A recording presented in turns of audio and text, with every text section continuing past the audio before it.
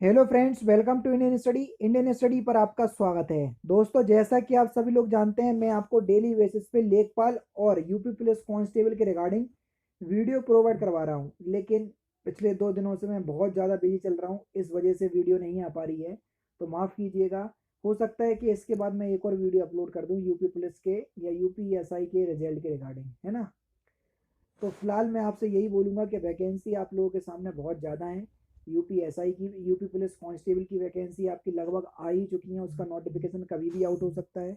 फिर उसके बाद जो ये यूपी लेखपाल की वैकेंसी आ ही गई है ना। तो इसलिए मैं आपसे बोलूँगा कि तैयारी आप लगातार करते रहें, ठीक है। क्योंकि रिजल्ट ये समझ लीजिए कि इसका जो एग्ज़ाम है यूपी लेखपाल का कभी भी हो सकता है, ठीक है। तो चलिए देखते हैं पहला क्वेश्चन। हो गए।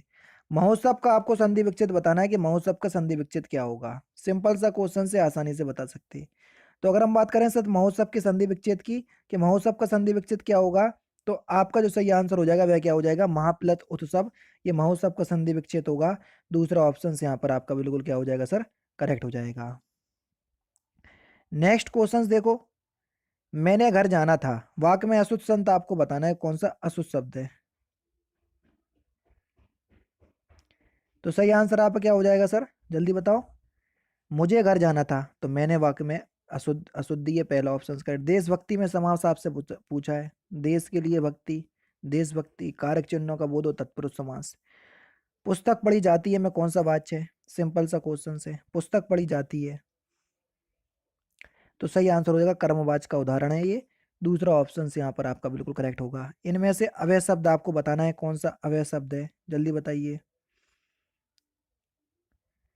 तो सही आंसर आपका क्या हो जाएगा सर, और शब्द अवय शब्द है, संबंध बोधक अवय में देखने को मिलेगा।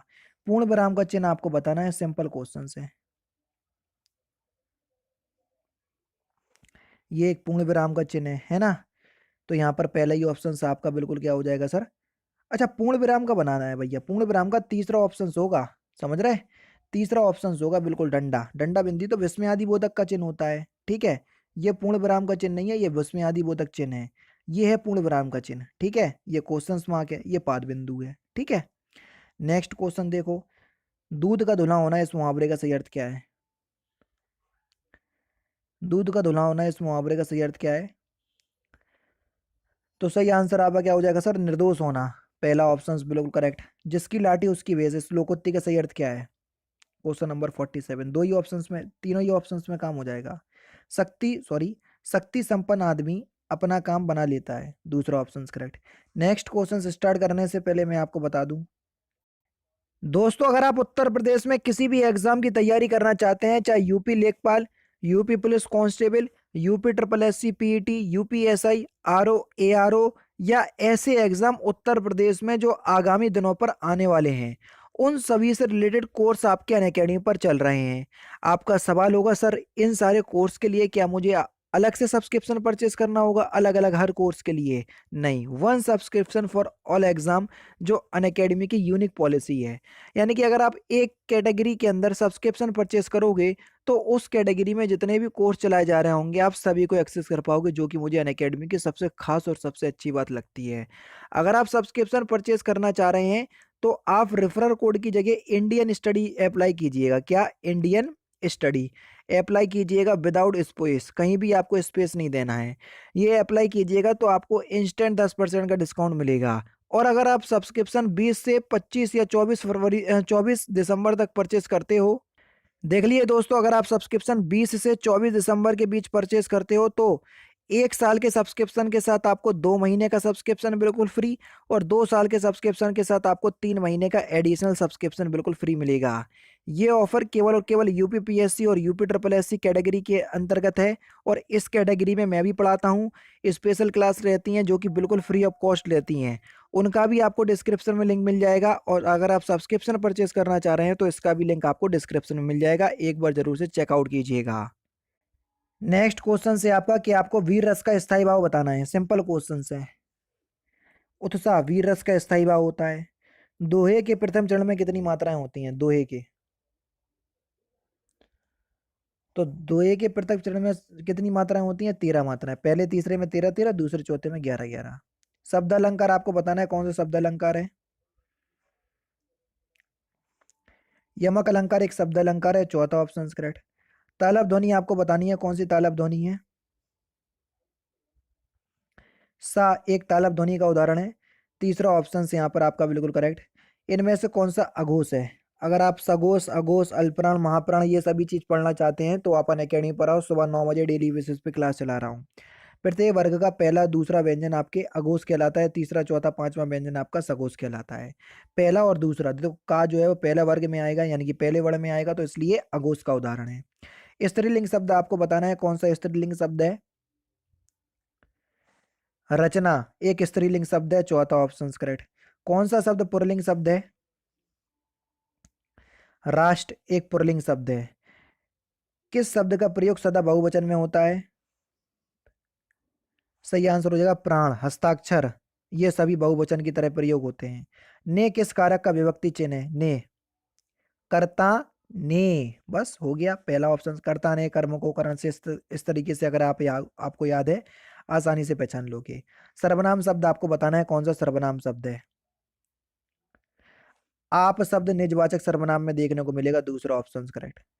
विशेषण शब्द आपको बताना है, कौन सा विशेषण शब्द है? शांत शब्द एक विशेषण शब्द है। प्रेरणार्थक आपको क्रिया बताना है, कौन सी प्रेरणार्थक क्रिया है? प्रेरणार्थक क्रिया में कर्ता खुद काम ना करके दूसरे से करवाता है। बोलना एक प्रेरणार्थक क्रिया का उदाहरण हो जाएगा, ठीक है। यहाँ पर दूसरा ऑप्शन करेक्ट हो जाएगा।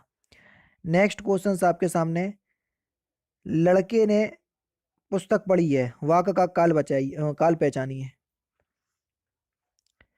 पूर्ण वर्तमान काल होगा, है ना, दूसरा ऑप्शन करेक्ट हो जाएगा। तद्भव शब्द आपको बताना है, कौन सा तद्भव शब्द है?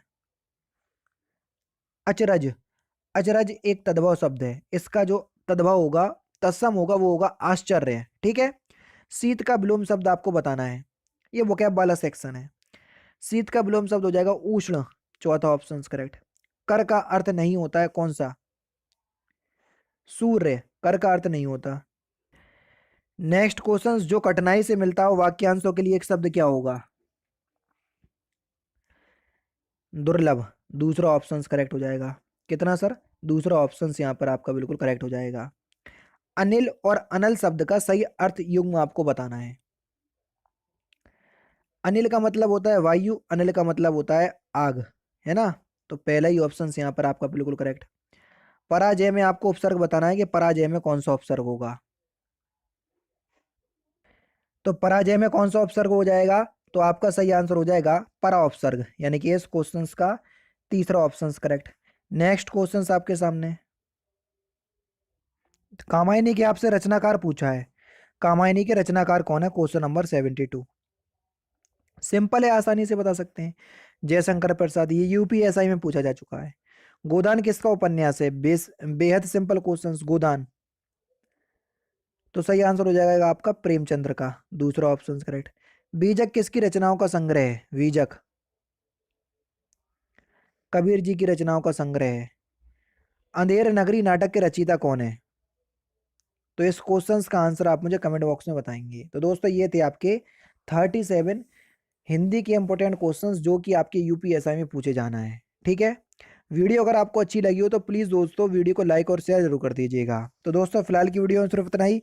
अगर आपको वीडियो पसंद आए तो प्लीज़ दोस्तों वीडियो को लाइक कीजिए, शेयर कीजिए और साथ ही साथ हमारे चैनल को सब्सक्राइब करना ना भूलें, क्योंकि मैं रोजाना इसी तरह की वीडियोज़ आप लोगों के लिए लाता रहता हूँ। नमस्कार दोस्तों, जय हिंद, जय भारत।